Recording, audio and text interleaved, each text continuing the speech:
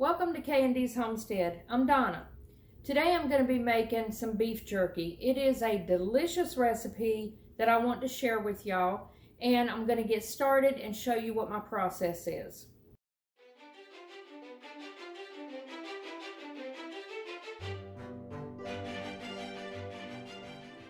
The meat that I'm going to start with is a beef top round, thin cut, and it's a package like this. They're not terribly expensive.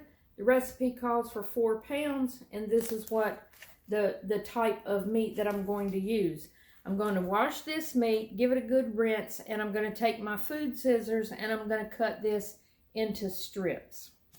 Whenever I've made this and taken it somewhere or hosted a gathering here, it has always been a big hit. Everybody has loved this recipe. Now you can use any type of beef that you want. That package is just what I chose yesterday when I bought it. But I buy various types of meat and make this recipe. I do like the thinner cuts or the thinner slices because it does dehydrate a lot quicker. Now this can be done by any means of dehydrating that you may have.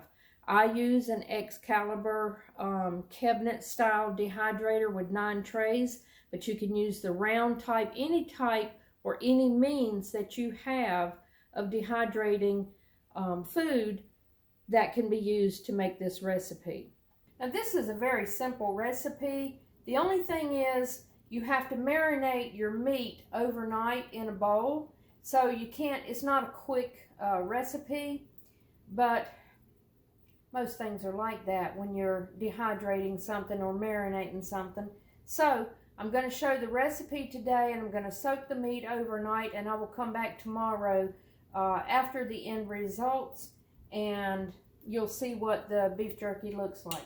Now to start with, the recipe calls for 4 pounds of beef strips, whatever kind you want to get and however thick or wide you want to cut them. So I've got my meat cut up into strips, and I'm gonna just mix up this recipe, put the meat in there, put it in the refrigerator, and I'll return to put them in the dehydrator. Now, the recipe, like I said, calls for 4 pounds. I did not do 4 pounds. I only cut up 1 package. I will do another package after the first has dehydrated. So we're just going to use this 1 package. I need a 1/4 cup of Worcestershire sauce.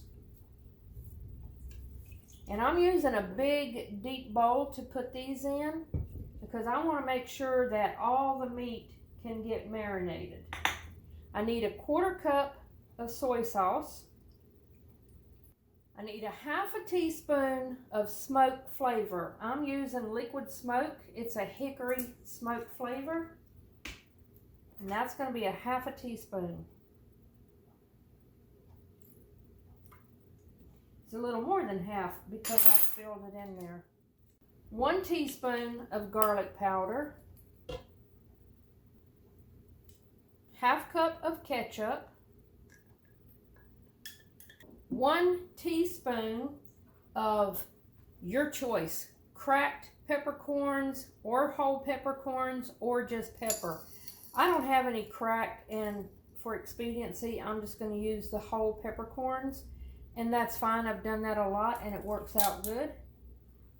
So I have already made my mixture, and it doesn't look like it's going to make a lot. It's just a small amount in that bowl. But I'm going to mix it up just a little bit. But it does the job, even though it's not that many ingredients. So it's just a small amount. So now all I'm going to do is take my strips of meat, and I'm just going to put them all down into this marinade. And it will all fit. I'm just going to poke it down with this little thin spatula, making sure that all the pieces get covered. I've got all of my meat strips in the bowl, and they're all pushed under the sauce. I just made sure that they were all covered really well. I lay them down in a crisscross fashion. That just ensures better coverage of the sauce on the meat.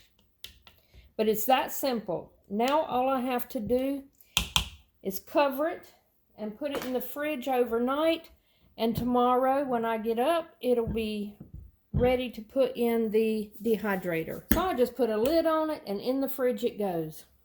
You can leave it in the refrigerator from 6 to 12 hours. I just put mine in and just leave it overnight, and I don't really time it. When I get up in the morning, I will start layering those things onto the shelves in the dehydrator. All right, it is the next morning, and I'm ready to put these things on the racks that go with the dehydrator and get this thing started. I do have these rubber trays that go on top right here, and that is for things that has liquid in it. And what it does is it keeps it from dripping through. And I've used these to dehydrate eggs and cheese and things that might be runny or have a lot of liquid in them. But I think I'm not going to use them today. That means a little bit of the sauce might drip through here, and I might have to clean up a little bit in my dehydrator. But they're solid, and I want all the airflow I can get under these mats, because if not, then it will dehydrate a sheet of flat sauce on the bottom of the strips of meat. So I think I'm not going to use these today. Sometimes I do and sometimes I don't. I have a total of 8 of these. I have an Amazon link to these in my description, but I think I'm not going to use these today. I'm just going to go with the tray like it is. So I'm going to go ahead and get these things lined up on this tray and ready for the dehydrator. Okay, I've got all of the strips onto these trays, and they're ready for the dehydrator.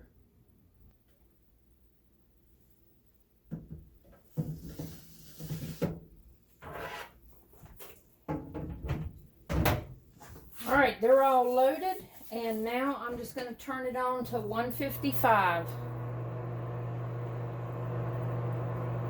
All right, they're all loaded, and I've got the setting for 155, which is the highest temperature on my particular model. And I'm going to set a timer for 4 hours. Generally, it's 4 to 6, but every time I do it, it only takes 4 hours. That seems to be plenty. I'll be back and show you the end result. While the time is up, these are ready. And it took 4 hours. Now, it could take more. It could take an extra hour or 2. It could be from 4 to 6 hours, depending on how thick your slices are. Now, I have already emptied the trays of most, but I am cutting them down to a manageable size so that I can put them on this plate. And some of them were quite long.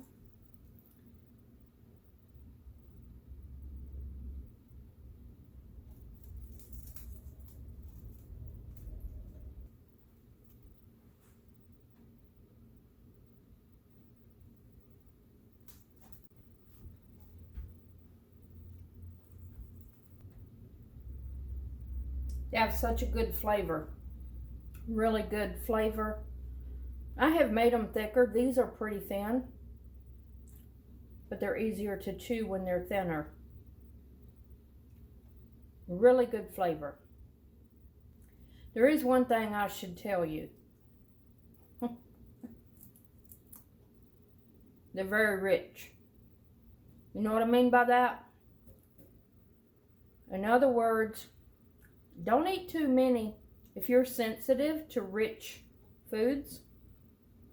Don't eat too many in one sitting or you'll regret it.